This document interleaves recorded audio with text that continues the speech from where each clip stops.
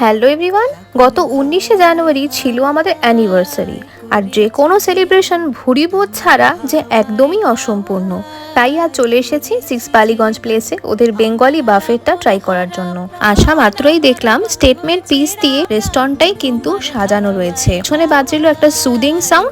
আর বেশিক্ষণই interior দেখলে চলবে না, এবার পেট যে ডাকছে তাই নিয়ে নিলাম পেট ভর্তি করে খাবার দাবার। ফিশ পাতুরি, ছানার ডালনা, পোলাও আর মাটন কষা। টেবিলে ওরাই সার্ভ করে দিয়েছিল বেগুন ভাজা, তার সাথে গরমাগরম লুচি, আর স্টার্টারে গন্ধরাজ চিকেন ফ্রাই, আর ড্রিঙ্কসে ছিল গন্ধরাজ লেবুর শরবত।